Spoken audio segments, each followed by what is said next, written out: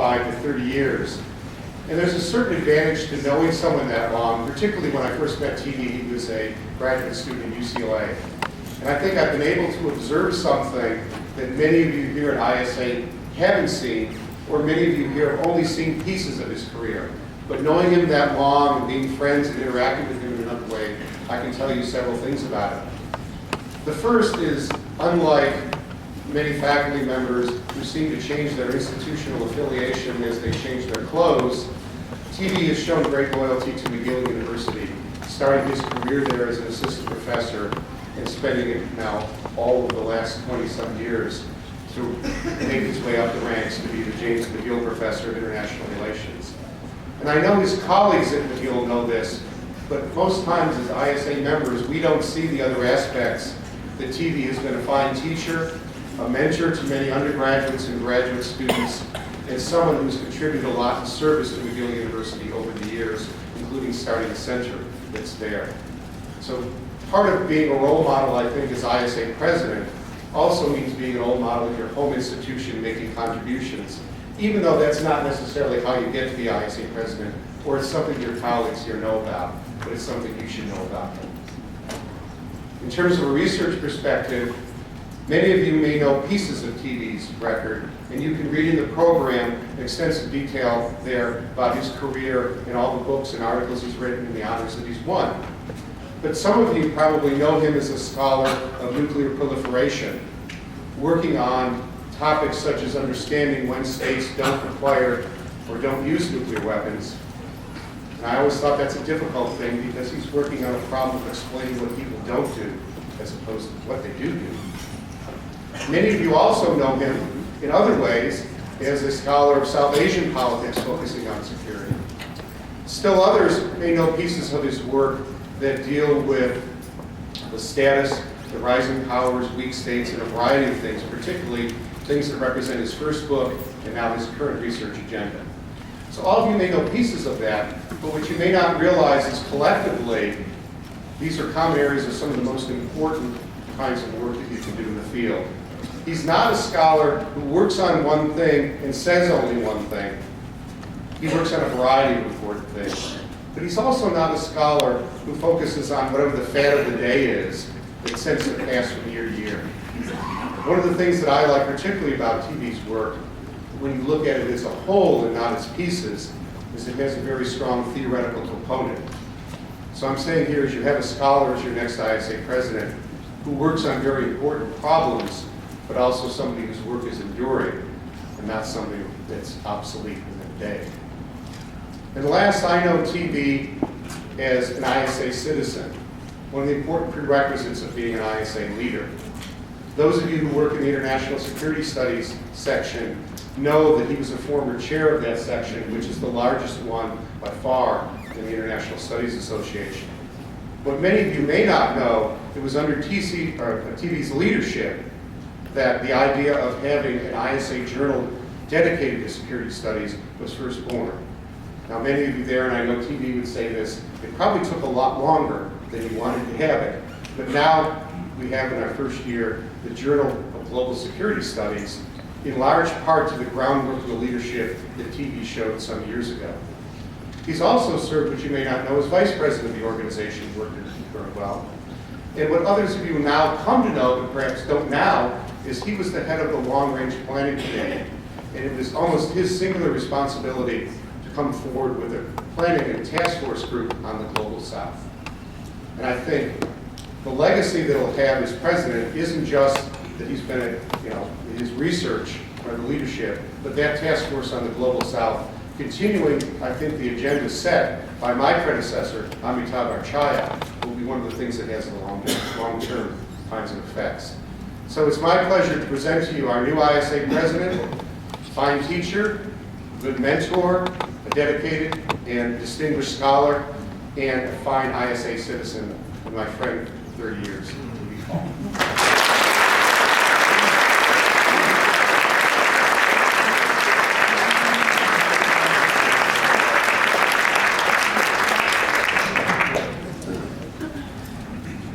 Thank you, Paul, for those very kind words.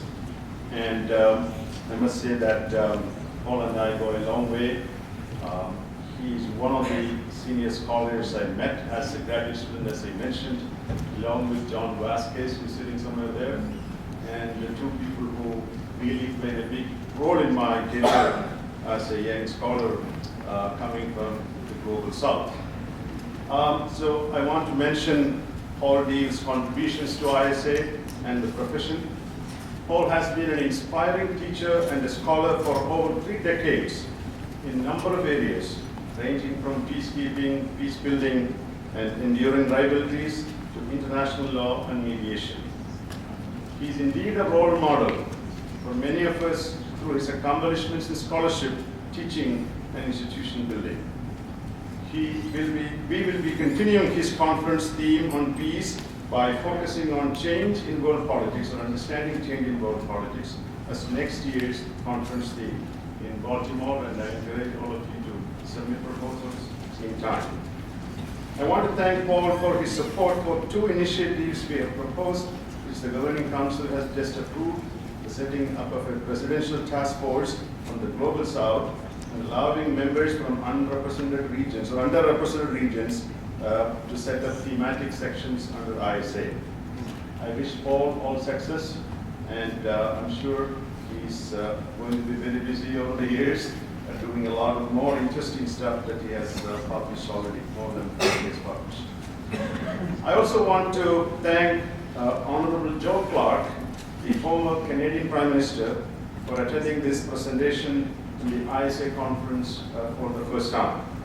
Mr. Clark has been, please stand up.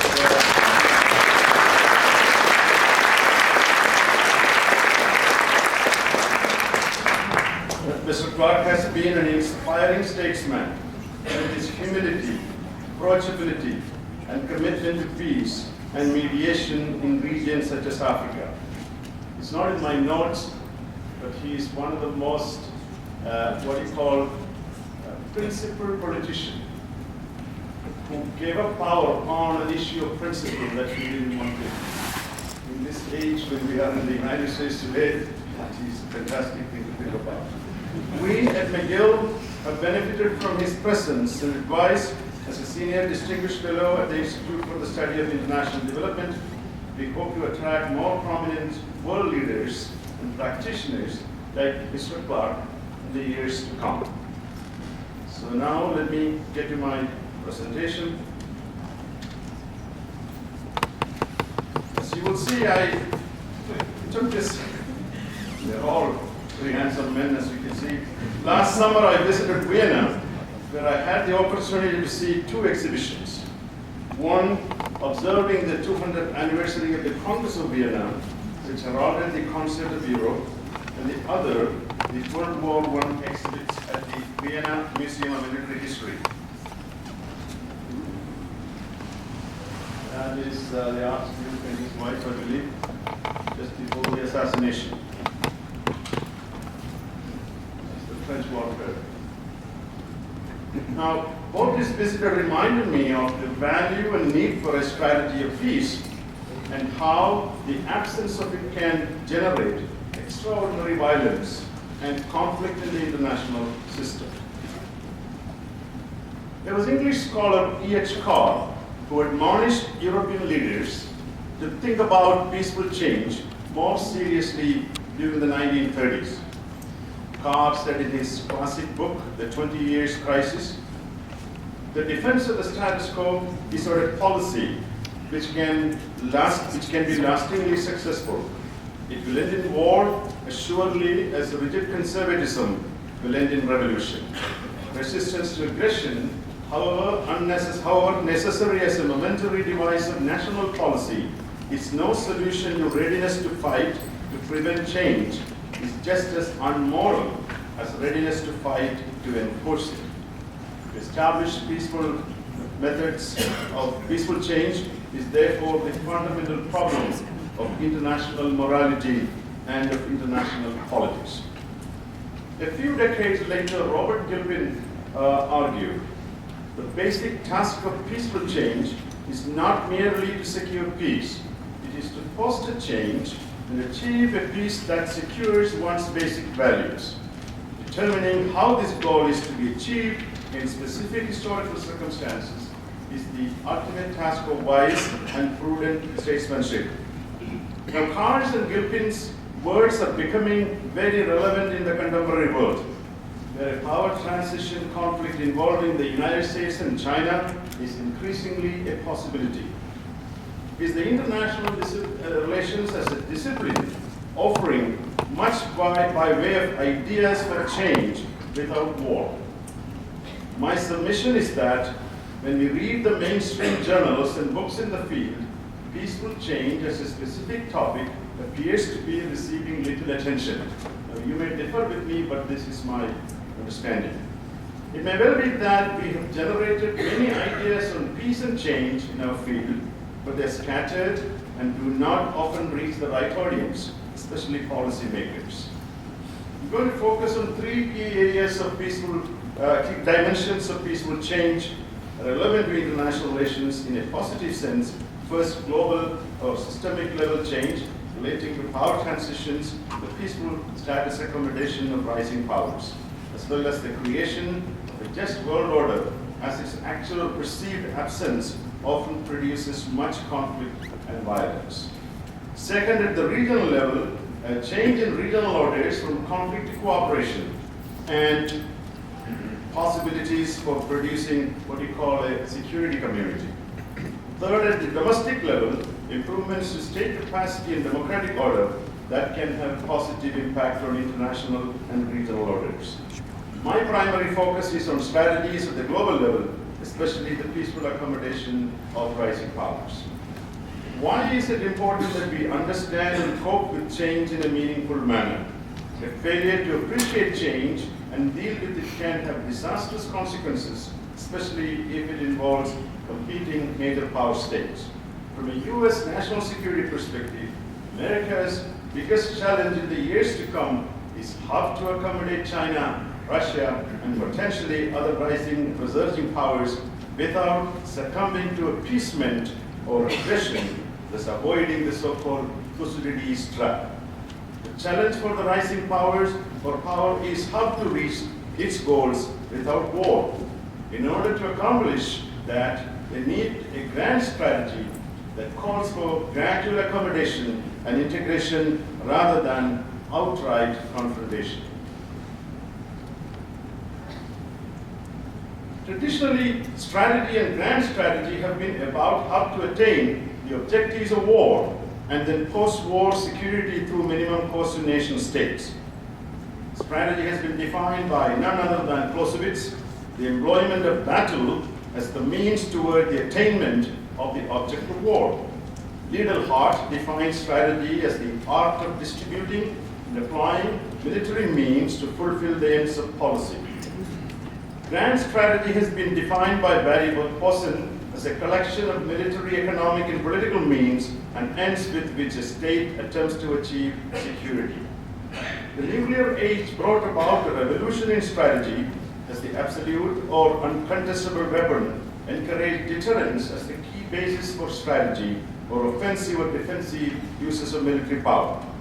However, the nuclear discourse largely ignored peaceful change, as the focus was on status quo preservation through mutual deterrence. The grand strategy literature has mostly been realist in orientation. This is inadequate. We need to broaden strategy and grand strategy to include a statecraft of peace as a definitive dimension of national security doctrines. So the key to understanding change is an appreciation of both structure and agency. In our international relations, we all talk about that. My submission is that IR theory, unfortunately, once again I want to emphasize, has this problem with structure and agency. We sometimes don't pay enough attention to the interaction, how they are connected. Let me talk very briefly. I know this is going to sound like a 101 IR, but very briefly how different perspectives deal with change and good things that they have. Classical realism, I believe, offers ideas of prudence for statecraft. It calls for focusing on national interest without undue attention to ideology. Morgan, those 9 rules of diplomacy are examples of prudent statecraft.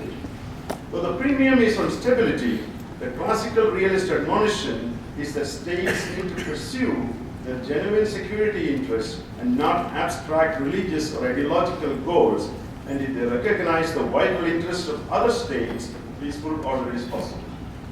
Now, classical realists have received a fair amount of criticism as national interest is an ambiguous concept and very hard to distinguish often from the narrow interest of political elite. One of the biggest problems of classical realism is the contradictory positions they make on war and peace. Sometimes balance of power produces peace, sometimes it doesn't. And the techniques that classical realists offer, balance of power, deterrence, as well as containment, all can generate unnecessary violence in the international system, although it may be stability producing. They may be stability producing. Peaceful change has been relegated to near impossibility in neo-realist and offensive real scholarship. Hopefully Mearsheimer is not here, or he is here. We had this discussion before. So, bipolarity is stability preserving, while multipolarity is not. International politics is characterized by recurring, not changing patterns. The challenge for statecraft is therefore, how do we understand change and develop a strategy to propagate based on this logic? Neoclassical realism, the new book just came out, a fantastic book if you get hold of it, has more possibility for dealing with peaceful change. It efforts to link systemic forces with intervening variables, including domestic politics and ideational factors, may have value in understanding peaceful change. However, scholars in this vein have not yet produced a cogent set of literature on this subject, that is peaceful change. Now, realist insights are important for comprehending conflict and stability. They need not be extremely useful in understanding peaceful change or the strategies that lead to peace. Liberalism has offered the most prescriptions on peaceful change among all IR perspectives. Various branches under the school locate the sources of peaceful change within the establishment of the Kantian tripod: international institutions and regimes, economic interdependence among major actors, and democratic norms among all states. States with similar commercial and political interests tend to cooperate for peaceful change. The big challenge is how liberal states can encourage non-liberal states to accept liberal ideas without violence. And I must submit that liberalism generates unnecessary violence, as we are witnessing in the Middle East today and many other parts of the world. I'm not anti-liberal, but I'm going to say that. How do liberals integrate non-liberals peacefully? If integration efforts do not succeed, how can liberal states coexist with non-liberal states? Can liberal states accept non-Western and non-liberal norms, some of which may be peace-generating? The need for a second enlightenment and refined liberalism based on cosmopolitanism and progressive global civilizational values, not just European values. Liberalism is very much based on European values, is all the more pressing today, even in Europe, where much of the liberal thought arose. Third dominant paradigm, constructivism. Non-conservatism, actually. Against conservatism. Has much to offer for understanding peaceful change. If proper norms, ideas, and practices are developed, peaceful change can take place. Ideational changes are often engineered or promoted by norm entrepreneurs who were key to altering some long-standing ideas such as slavery, colonialism, and racial discrimination that were once upon a time considered unshakable. The security community literature in constructivism also discusses sources of change. So I find a lot of value in constructivism, in the constructivist reasoning. The important question is, how do we translate ideas into national practices? Not all norm entrepreneurs promote peace. Some indeed attempt to create violent norms and succeed in that, as we see in the Middle East and North Africa today. There is also a tendency to pick good norms and view Western liberal norms as the yardstick for norm diffusion, and little of non-Western norms are discussed in the constructivist literature, other than probably Amitabh Acharya, who is sitting here. Further, scholars in this tradition have presented few concrete strategies for policymakers to adopt. Sustaining peace or normative change is another major hurdle. Even democratic societies such as the United States and European Union are seeing the resurgence of illiberal ideas today, and this transformation needs a proper explanation. Of course, I'm not going to spend too much time on this. Critical theorists have a lot to offer. Peace studies, another branch of IR, and peace studies have been marginalized in the United States in particular. I think it's time that we resurrect this. Other disciplines also offer considerable ideas, for instance, sociology, anthropology, and social psychology. Interpersonal, community, and societal level and strategies exist for peaceful change. For instance, anthropologists talk about tribal society practices for peace, order, and social harmony with techniques that may have some relevance to IR, which we often overlook. Strategy is not all about war or narrow national security. Strategy got a bad rap as cunning and crafty military planners think about war and its prosecution, largely because of classical European strategists whose ideas led to 2 world wars, and the Cold War years whose prescriptions led to major arms race and possibility for global nuclear catastrophe. Although a global war was avoided, it still leaves room for understanding change without war. Think of economics or management as disciplines talking about causes of abstract market phenomena only, or exclusively on disruptive economic changes. What makes both disciplines appealing is that they offer solutions to economic and business problems along with abstract theories. IR appears to be reticent to do so. Strategic studies ended up as a sub-discipline of IR concerned about narrow military dimensions. For too long, we have relegated strategic planning to a small group of largely men in political and military leadership who often have a peculiar way of looking at the world. Imagine what they can do. It was a small, ideologically oriented decision-making team in Washington, D.C., driven by groupthink that led to a disastrous war in the Middle East in 2003, the consequences of which are still haunting us today. Western strategic thought during the past 125 years or so has been heavily influenced by Clausewitz, Jomini, and others who believed in the cult of the offensive. Clausewitz's dictum, such as the complete disarming or overthrow of the enemy, must always be the aim of warfare, had historically done much harm to prospects of peaceful change. Of course, Clausewitz is a lot more than what I'm stating, but there is that problem. I see parallels today in strategies such as full spectrum dominance of the United States military. We need to appreciate that military strategy today has become very complex, along with the rise of a complex international system. Facing a China with its own Sun Tzu logic with Clausewitzian ideas may produce potentially deadly consequences. As we enter the 3rd decade of the 21st century, one thing is clear: a country planning war using worn-out ideas of grand strategy may end up losing peace, even if it wins the war. Great powers, including the United States, Russia, China, that unnecessarily destroy regional orders are often driven by archaic strategic ideas. As war as a system-changing mechanism is fast becoming anachronistic, the rethinking of grand strategy has become all the more important. How can we adapt to the 21st century? And how can states, especially big powers, achieve their goals without war? Once again, mostly men, I believe.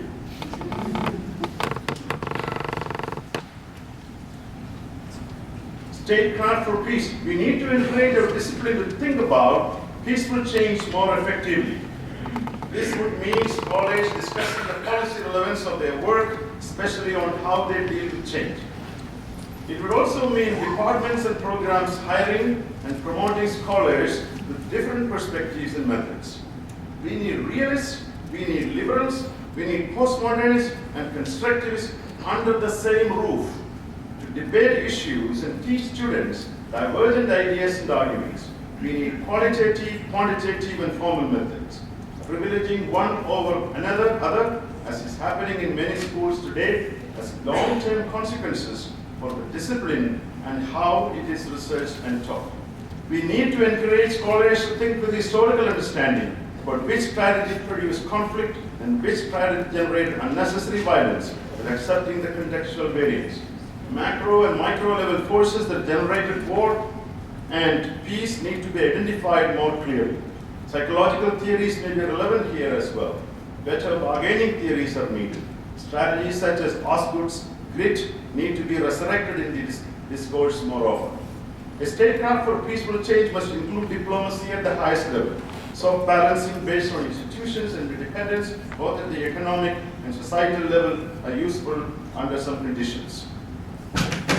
Legitimacy is key to achieving higher international status peacefully.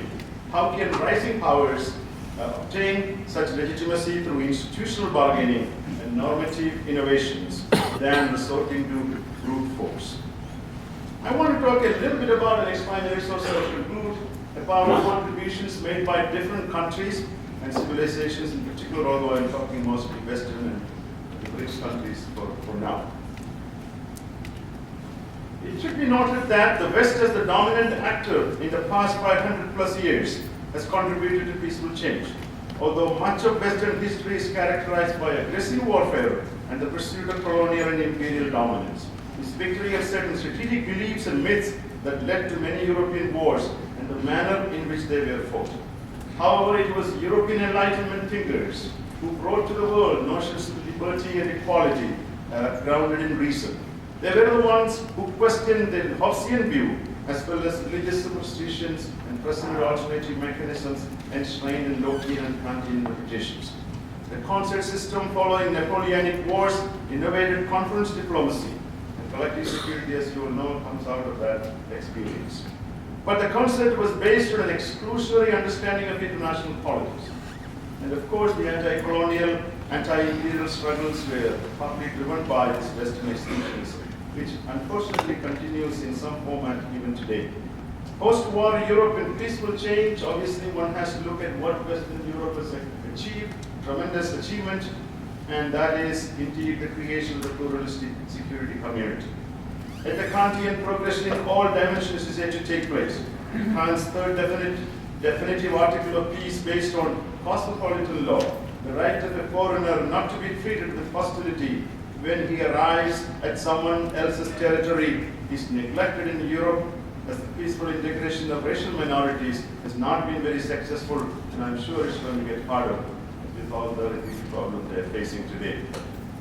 The Helsinki process and the associated CSCE, OSCE institutions in which the European states played a critical role, along with the Eastern counterparts, are credited with Soviet acceptance of certain common norms and principles. The United States has contributed immensely to peaceful change, along with, of course, some bad things too, which I don't know. The United States definitely, its arrival as a great power from acceptance by the United Kingdom in the 19th and earlier century is actually one of the rare examples of peaceful change, peaceful transfer of power, peaceful rights. A key US-led attempt at peaceful change was Wilsonian internationalism based on institutions, the League and its collective security system, the ideas of which lingered beyond the League's demise. And I don't want to repeat everything the US did in the post-war period, Marshall Plan to creation, recreation of Germany and Japan. And even in the Cold War period, the United States played a big role in creating certain norms, like territorial integrity norm in some ways. And so this anti-communist interventions really did a lot of harm, and grand strategic myths played a big role in those US policy failures, especially in Vietnam. Now, during the transitions that took place in the 1990s, the United States played a crucial role as a facilitator. Helmut Kohl, Margaret Thatcher, George Bush showed prudence by not taking advantage of the Soviet Union at its moment of disintegration. But I must warn you that the subsequent US policy with respect to Russia, of course, fought ties with Russia too, has been a failure.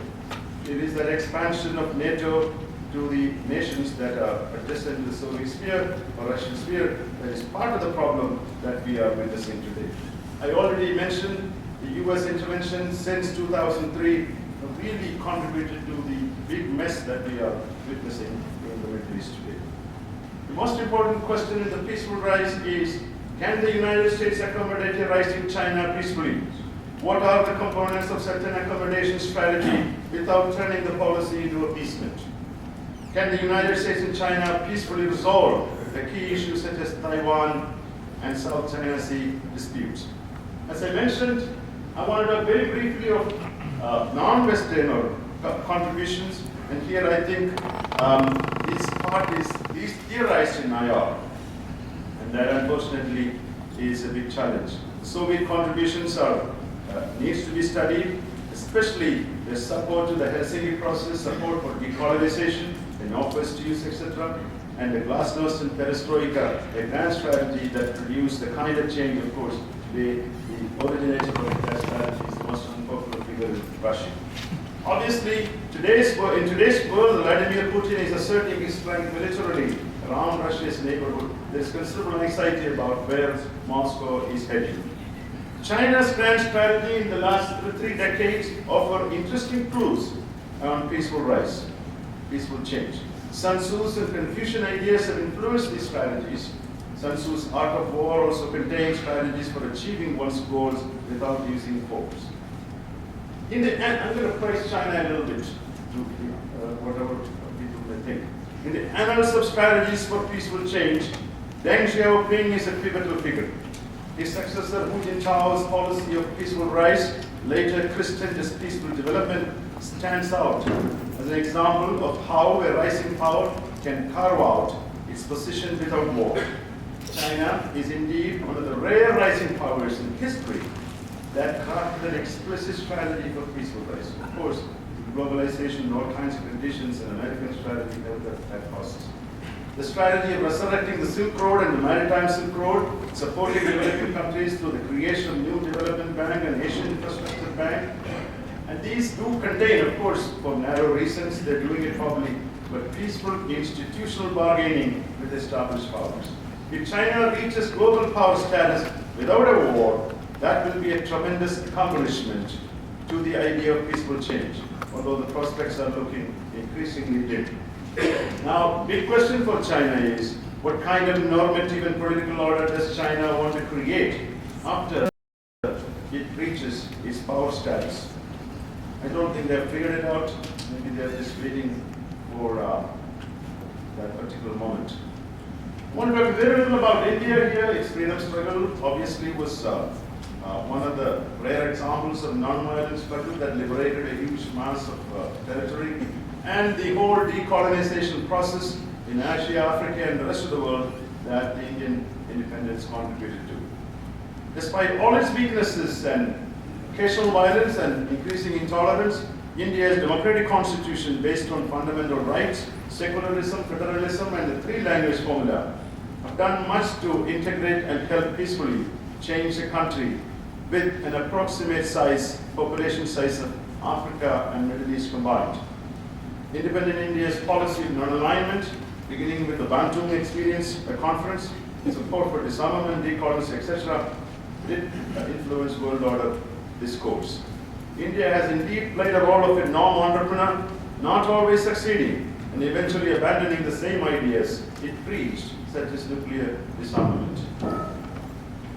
Very briefly, Brazil and South Africa, I mentioned I'm only going to talk about BRIC countries today because of time pressure. Very interesting examples, indeed, worth studying why Brazil did not become the United States of South America or Latin America. It has maintained a kind of law, of course, American hegemony is part of it, but that I think only explains very little of it. They still pursue soft power, multilateralism, non-intervention, and this is interesting strategic choice. South Africa is definitely my favorite case among the BRIC. It is indeed ANC's conscious decision to forgive and forget and avoid ethnic purification as neighboring Zimbabwe is an example of a strategy of peaceful change. Internally, of course, it has international ramifications. South Africa has not been all that successful in economic redistribution, but a democratic system is in place, however corrupt it might be. Also, Pretoria is not pushing to become the regional hegemon militarily in Africa. It has been contributing to conflict resolution in many African countries. I must mention that the regional level, ASEAN stands out as a community that has created a separate peace at the interstate level based on institutional and normative means, as well as partial liberal ideas such as economic interdependence, although most of the states in the group are not proper democracies and show high levels of internal violence. To sort of conclude the questions that I was addressing today, it's important to know when do and why do countries change their peaceful strategies and become not so peaceful. And I think that is the simple answer the realists offer, I don't think are sufficient. Soviet decline contributed to peace at the great power level, but obviously it generated domestic forces that did not see any benefits coming to Russia. And I think that is where the status accommodation was really a failure. Expansion later in particular is a challenge. In the Chinese case, the arrival of Xi Jinping and his regime's aggressive push for territory in the South China Sea is threatening. All that was accomplished using the peaceful rise strategy of Deng, Hu Jintao and followers. The salami slicing of the South China Sea and the rapid militarization of the region have potential to upset the peaceful rise strategy in the years to come. In the Indian case, the failures of Nehru's neighborhood policy, especially after the 1962 China war, led to rethinking of an earlier focus on low military spending and active international participation for norms change. The strategy is today obviously driven by a kind of peaceful rise approach, but insertion into globalization as well as institutional means. But as I mentioned, increasing internal violence, intolerance by a fundamentalist sort of approach is upsetting all that has been achieved internally, although internationally India seems to be doing reasonably okay. Brazil and South Africa are holding on to non-hegemonic strategies, non-nuclear policies and support for regional institutions. But internally, they remain two of the most violent societies in the world, and weak economic growth and high levels of inequality have produced more violence and turbulence in the years ahead. The first three cases show that countries can initiate strategies of peaceful change, but they need not sustain them. Our attention needs to be focused on not only achieving peaceful change, but how to sustain it, similar to peace building in war-torn societies. What institutional and normative changes can be built that will sustain peaceful change in the long run? So, let me conclude my speech. What are the elements that can effectively bring about peaceful change? What can sustain them? Ignoring power politics is a mistake, but balance of power and deterrence are not the sole or the only dependable answers today, as balances can be broken through clever, asymmetric strategies. Ignoring institutions and liberal norms, ideas is also a mistake. How do we combine them in an effective statecraft for change without war? Can our discipline become the lead source of ideas for peaceful change? Or are we going to leave this element to a narrow group of politicians, their advisors, and diplomats alone, many of whom lack deep vision or historical understanding? The current low-quality debate among US presidential candidates attest to this point. The need for strategies for peaceful change is growing in a complex globalized world. And are we prepared for that? If we are not, will we end up similar to the early 20th century generation who slipped themselves into war in their march of folly, as Barbara Tuchman powerfully puts it, a book that I recommend all of you to reread. IR as a discipline needs to rise up this fundamental challenge more than anything else today. Thank you.